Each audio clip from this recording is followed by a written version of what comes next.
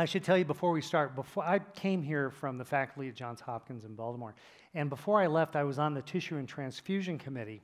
I came here in 2010, and at that point there, we were criticizing doctors for using fewer than two units transfused at a time, which shows you how much we've changed in just a very short period of time. So my talk is very personal in the sense that I'm going to give you kind of my perspective on how this patient blood management program has changed how I look at my practice, and we're going to use GI bleeding as an example. And I apologize for the cough drop, but I'm getting over a cold.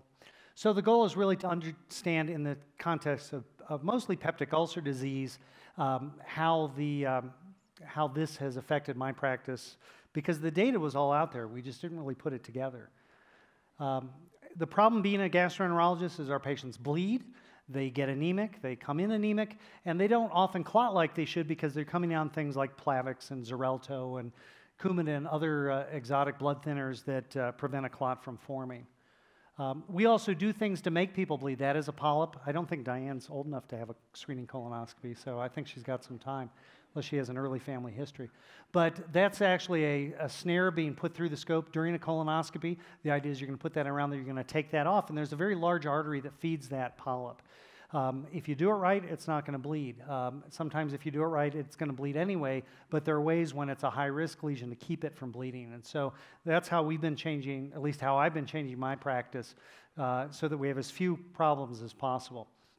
I like to tell my patients I can't make the risk of zero, but I can do everything in my power to make the risk of having a problem as close to zero as possible. And if that goes, okay. So how can we reduce transfusions in gastroenterology? Well, we can do it by preventing bleeding. We can do it by stopping bleeding as quickly as we can, and hopefully for good. And we can do it by restoring a normal red blood count as fast as possible. These are areas that really haven't been looked at in great detail in GI because we have a lot of tools, and often the tools have not really been applied in the way that where you say to a trainee, and I spent 14 years teaching, where you say, okay, if the artery is this big, you use this tool. We're getting to that point. This is what we're shooting for. This is actually a scanning electron micrograph of a clot. Those are fibrin strands. Those are platelets, and you can see the red blood cells trapped in that. That's the first thing that happens after you bleed before you can go on to healing. So at least in GI, the first thing that kind of put patient blood management on the radar was not that long ago. This is January 2013, and it was looking at transfusion strategies for acute upper GI bleeding. Excuse me. They did a study, and this is kind of the outline, but the bottom line is they had a restrictive transfusion approach. In other words, they waited till the blood hemoglobin got down to less than 7 before they transfused. The liberal approach was really the way it has always been done. Once the hemoglobin got down to about 10 grams per deciliter, you would transfuse. To put things in perspective, your normal hemoglobin is somewhere between 12 and 15. And then they just simply looked at 6 weeks and decided who lived and who didn't. And this is actually, down here is a blown up view of what's here. So you can see it's not a huge difference overall unless you're in this category. And these are the liberal transfusion patients. So it's about I can't read it well from here, but it's about maybe a 6% difference, which is huge. Now we're talking about a month and a half out. If that were me, I would rather you hold my blood, let me be anemic, and let me get back to normal on my own, rather than just throw blood products at me. The problem is, if someone's bleeding in GI, if you can't get the bleeding stopped, then you can think of just transfusing repeatedly as a way to get them over that hump. That's not the way we want to do it. We want to fix it right at the source. So what does this mean, 7 versus 10 grams per deciliter? Well, the bottom line is each unit of a transfused blood will raise the hemoglobin about 1 gram per deciliter. So you're talking about a 3-unit difference. That's about 1.5 liters of blood. We can't allow that to happen with that data, and we can't be lax about how we stop bleeding. And that's kind of how I got into this. So this is an ulcer with a clot on it. They happen all the time. And so we have tools to stop bleeding. We can do it with medicine alone. Everyone has heard the ads for Nexium and Prilosec, and they work. They work at a certain level. If you really jack up the acid suppression, you can help a clot form. We can just inject epinephrine. That basically causes the artery to spasm. And then we have other ways of doing this: electrical cautery, mechanical clips.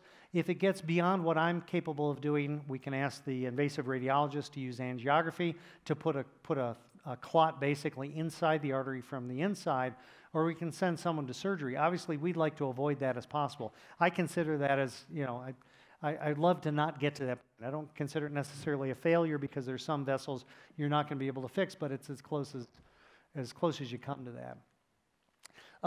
You got to make these decisions while something is actively bleeding. So blood is pumping about 3 feet away from you. You got the scope in. You're trying to sort things out.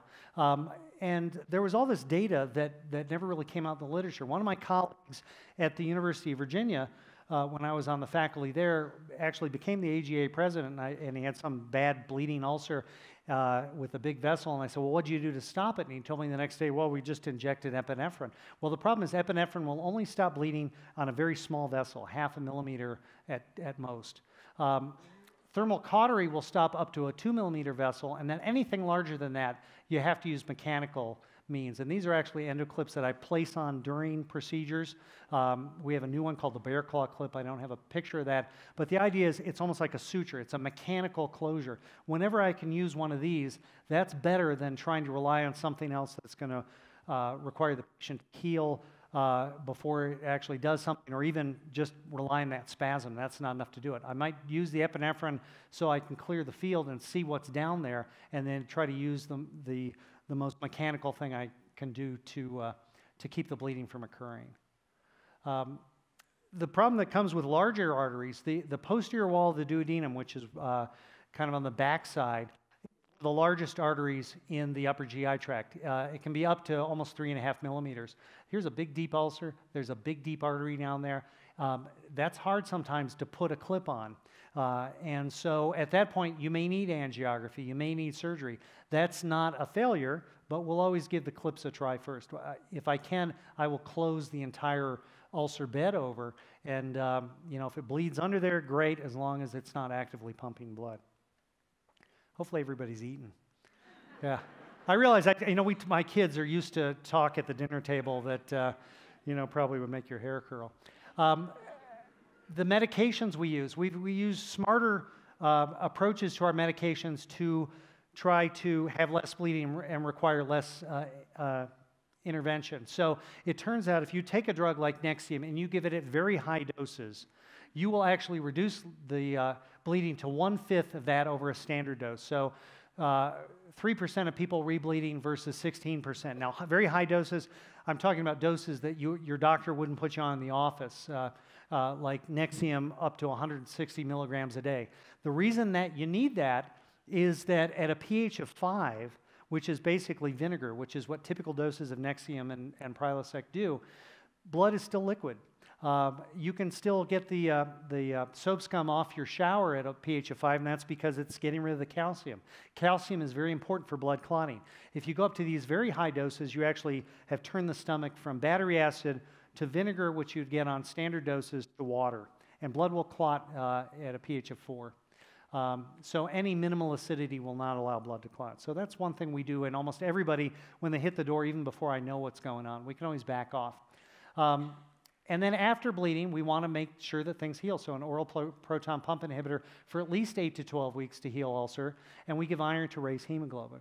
And that's the purple pill. Just happen to have that. The problem is you need iron to absorb, or I'm sorry, you need acid to absorb iron. This was a study that was done in people, and they were only getting 20 milligrams of Prilosec, of omeprazole. And then they fed them iron, and they looked to see after a meal how much got in. So if you are not on iron, you will absorb a certain amount. This is 12 micrograms per liter. At most, people can absorb about 35 micrograms per liter from their diet. If you're on something like a low dose, this is over-the-counter dosing of Prilosec, you're going to absorb a fraction of that, somewhere around half. So can we do it better? And this is relatively recent data. If you can give the iron before hospital discharge. So they came up with this idea that, gee, what if we just give one IV dose of iron before hospital discharge? And let's compare that to people that are getting full dose iron as an outpatient for 3 months. Full dose iron is 325 milligram ferrous sulfate tablets a day. People get an upset stomach, they get constipated, their stools are black, so they're afraid they're bleeding again. And what they found was, oh, if I turn, I lose it. At 3 months, you had, this is a typo, it should be insignificant anemia at 3 months. I'm sorry, significant anemia at 3 months without either treatment. But when they gave the IV iron, they found it was actually almost better than 3 months of oral iron. And now we have ways of giving IV iron as an outpatient. And so anybody who comes in with a significant GI bleed should be getting IV iron. If you're a Jehovah's Witness, it's a no-brainer that we would do that rather than rely on the oral to do it. So the conclusions, a restrictive strategy requires smarter GI therapy. A gastroenterologist must understand what the tools can do and what they can't do.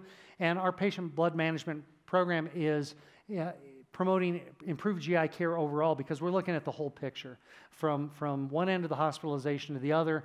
And if we do it right, we're preventing all sorts of problems. And hopefully this will just get better as there's more data. So I thank you for your time. Hopefully that didn't offend anybody. My pleasure. Thanks.